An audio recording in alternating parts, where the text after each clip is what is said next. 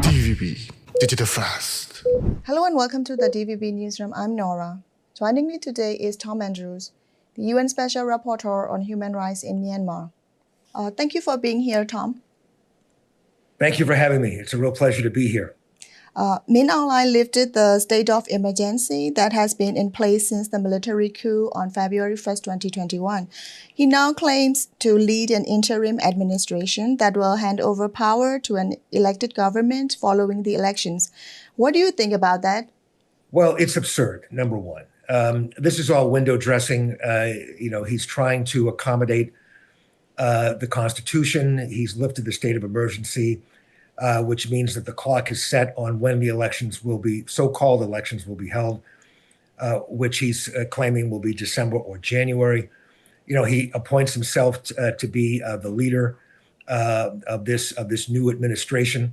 Listen, it is completely absurd. You cannot have an election when you arrest, detain, torture, execute political leaders, when it is against the law to post on social media opposition to the military junta, when it is a capital offense. They announced just the other day that those who are opposing the election could face the death penalty, when it is illegal for journalists to report the truth. So this is completely absurd. And from a practical point of view, even the junta itself has admitted that they've only been able to, in their bogus census, count roughly half the population of Myanmar. So just from a practical point of view, how do you possibly administer an election when you can't even count more than half the population of Myanmar? So from any and every perspective, this so-called election is a fraud. It is an attempt to, in my opinion, dupe the international community into accepting the junta as legitimate. I don't think it's going to work. There have already been expressions of concern and opposition from various sectors internationally. The Secretary General himself has warned about possible violence with respect to these elections. Members of ASEAN have expressed their concern and their priority for stability over these elections. Many have expressed their concern about the possibility of further violence, that this could be a step backward. So from the point of view of legitimacy, the point of view of practicality, and the point of view of security, this election scheme is absurd. How will the international community respond to the results of an election held under the military that has imprisoned State Councillor Aung San Suu Kyi and President Win Myint, along with 22,000 other political prisoners? Well, first of all, you're exactly right.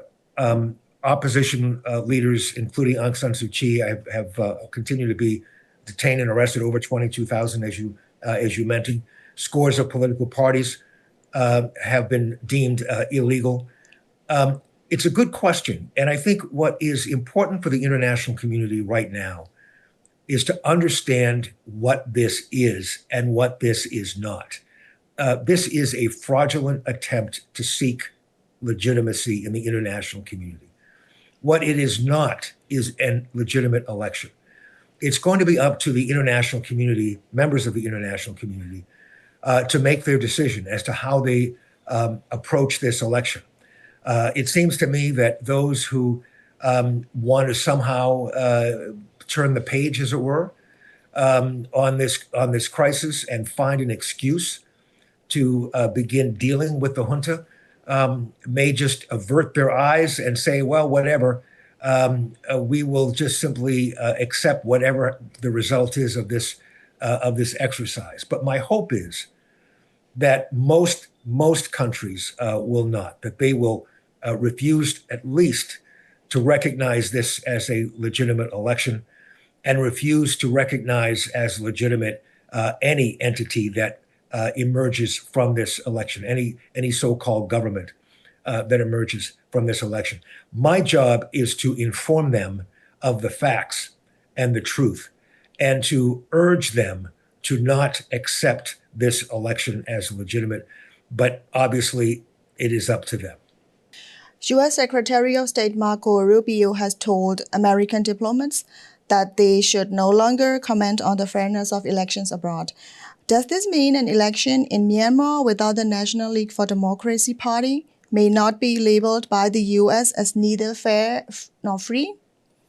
Well, that remains to be seen. The Secretary has put out a directive that tells members of the State Department, people in countries around the world, to only opine on elections upon securing the agreement and approval of those higher ups. In other words, it was a cable warning diplomats and others representing the United States to be cautious when opining on an election.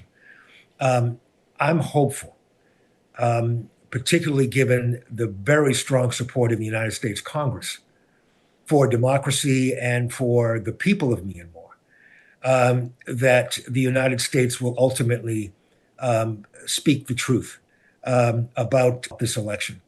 But again, I can only say that my job will continue. I will continue to engage in all member states of the United Nations, including the United States. And I certainly will be encouraging the administration, that is the Trump administration and Secretary Rubio, to speak the truth about this election. U.S. sanctions against 3 Myanmar companies and 4 military-linked businessmen have been removed by Washington. What does this mean? As I know, you've called for more sanctions against those who help procure weapons for the military.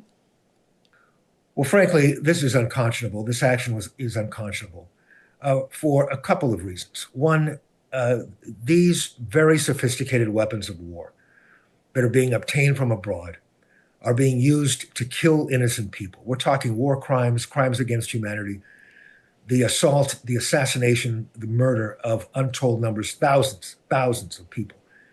And it continues. We know just over the weekend, innocent people were killed, children were killed. Mosques are being attacked, IDP centers are being attacked, schools are being attacked. This is completely outrageous. And so what we need to do is support the people of Myanmar by undermining the ability of the junta to obtain these sophisticated weapons of war. Now, the good news is that sanctions work. Since I've issued my report on the weapons of war that the junta has obtained and identified those that are responsible for the transfer of these weapons and urged sanctions to be placed on them, there has been a significant reduction in the junta's access to these military weapons of war, 30% reduction just last year. So we know that these sanctions work. We know that the United States has played a very important role in these sanctions. We know that we're talking about life and death here, the lives of innocent people. So why do you lift sanctions when you know that they're working and you know that the military junta continues to attack innocent people with these weapons of war? I think this is, frankly, it is outrageous. It's unconscionable. It is a step clearly in the wrong direction. And I'm urging the United States and I'm urging all member states to go in precisely the opposite direction, to increase and strengthen sanctions, particularly on the financial institutions that we know, Myanmar Economic Bank principally, that we know are the junta's institution that is largely facilitating the financing of the transfer of these weapons and these deals that are sending these weapons of war into the hands of the military junta. So it's outrageous, it is unconscionable, and it is a step in the wrong direction. We need to be going in precisely the opposite direction because the people of Myanmar deserve an international community that stands with them and not against them. How could international sanctions be more effective and more targeted against the regime in Naypyidaw? Well, I think, first of all, I think we need to be targeting those institutions that we know are playing the largest role in these transactions that are enabling the junta to obtain these weapons. Myanmar Economic Bank is a principal target. I think that should be something that all member states target in terms of economic sanctions. It would go a big step. It would take a big step toward dealing with this horrible problem. But I think what's really also important is that these sanctions be coordinated. Right now, you have a number of different sanctions being applied by different countries. And they lack the coordination and the focus that I think is required to be truly effective. I've urged member states to convene a session in which all of these targets for sanctions are put on the table. There's a full discussion as to the priorities, as to what those targets should be, and that there's a working agreement between these countries to coordinate not only the identification of these targets, but also the enforcement of sanctions. And that's a very important piece of this. Sanctions that are not enforced are not sanctions. We need to enforce them. We need to coordinate the enforcement mechanisms that exist in most countries, and we need to make them as effective as possible. So all of these steps are important, I believe, in making sanctions work. And it's really important that we understand the link between sanctions and human lives, innocent human lives. And that has to be first and foremost in all considerations about sanctions. The long-awaited cybersecurity law has now been enforced. How do you see this limiting freedom of expression and access to information? Well, it's just a part and parcel of the way the junta operates. This is all based upon their fear, their insecurity of the truth. They want to deny. I mean, I've sometimes will describe the junta to those in the international community as mushrooms. They thrive in the dark. They want to be sure that free expression is halted because those expressions are so often expressions against the military junta, expressions of opposition, reporting of the truth of the impact that this junta is having on the people of Myanmar.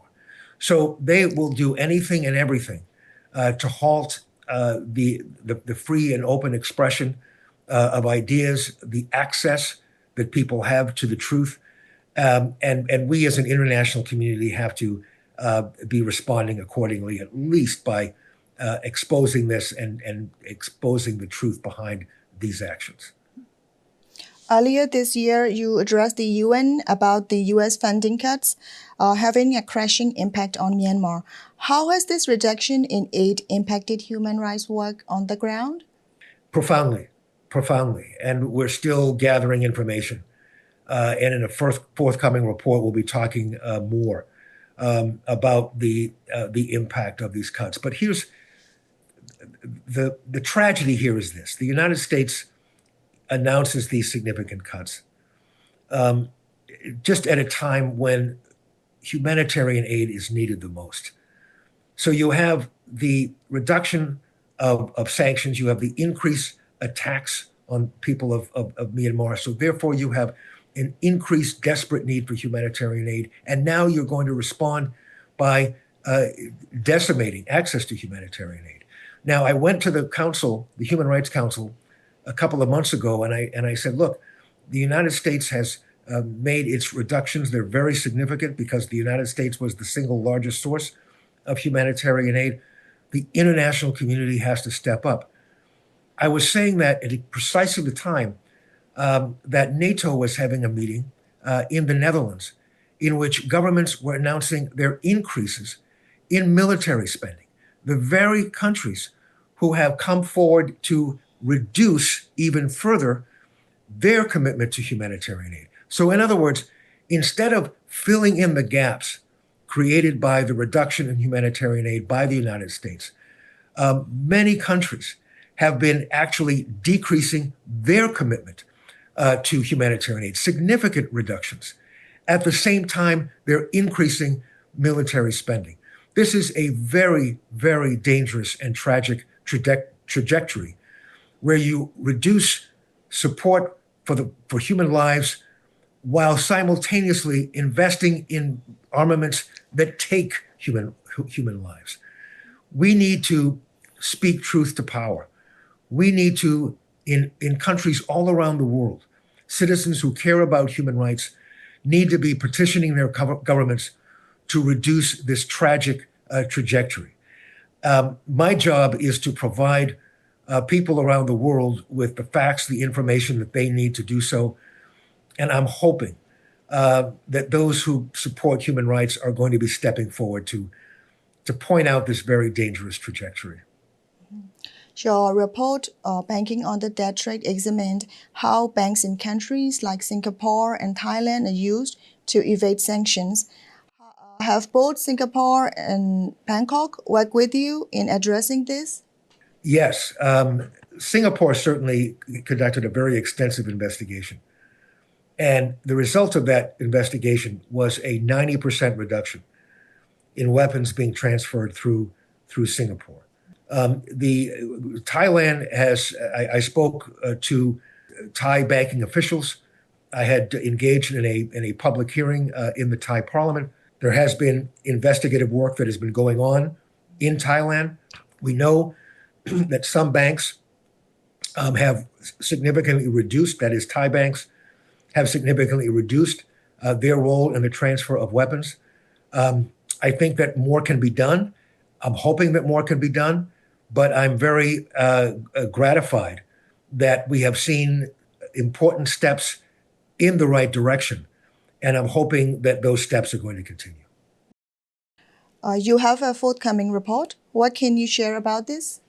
Well, we're going to be doing, first of all, I'm going to be releasing a report on the impact of the military coup in Myanmar on the disability community. We've been doing extensive interviews and engagement with those who have disabilities, those who work with people with disabilities. We've been meeting with people and speaking with people inside Myanmar and those who were forced to leave Myanmar. So I'll be releasing a comprehensive report on the impact of the coup on persons with disabilities and what we as an international community can do to support those members of the disability community in Myanmar. And that'll be coming up I'm hoping we'll be releasing that in early October. Then I'll be releasing my next comprehensive report on the situation of human rights in Myanmar in October, late October, and I'll be presenting that to the United Nations General Assembly in New York. The 80th UN General Assembly will meet in September. Do you plan on addressing it about what's happening in Myanmar? Absolutely. I will be making a presentation to the General Assembly. I'll be, first of all, issuing a written report, a comprehensive report on the situation of human rights in Myanmar. And then I will be making an oral presentation in New York, and I'll be underscoring the points in my report. But then I'll be spending much of my time at the podium urging action by the international community. And frankly, I'm going to be describing this tragic trajectory that we're in the midst of right now. I think it's important for all of us to recognize that there are forces of nativism, of xenophobia, of fear, of scapegoating that's going on all around the world, in nations around the world. These political forces are very, very active. And I think that the response by the international community to reduce humanitarian aid while increasing military spending is a reflection of these political forces. And so I'm going to be recommending that governments, leadership, members of the international community with principle stand up to these forces. We know where this all leads. The United Nations was created on the ashes of an international catastrophe that resulted in these forces that took hold and created incredible suffering on the planet. That is the reason that we created a United Nations. That's why we created a Declaration of Human Rights. It's why we established basic principles. So those principles are under attack. And I think it's extremely important for all of us, wherever we are, whoever we are, to be standing up for justice, for human rights, for democracy, and that we work hard to counter these forces so that governments can do the right thing and be able to do well at home politically at the same time. You have served as a UN Special Rapporteur on Human Rights in Myanmar since 2020. Is there anything you would like to say to the people of Myanmar? I will be the Special Rapporteur through the end of April of next year. So I have a lot of work to do as a Special Rapporteur. I'm certainly going to be continuing my work as an advocate for human rights and for the people of Myanmar. In my capacity, I'm a fellow now at the Asia Center at Harvard University, and I'm going to be continuing my work as a human rights advocate and as a supporter of the people of Myanmar in any and every way that I can. But that's going to happen next year. I'm still the UN Special Rapporteur and will be the Special Rapporteur through the spring of 2026. Thank you for your service and for joining me today. It's my pleasure. Thanks for having me.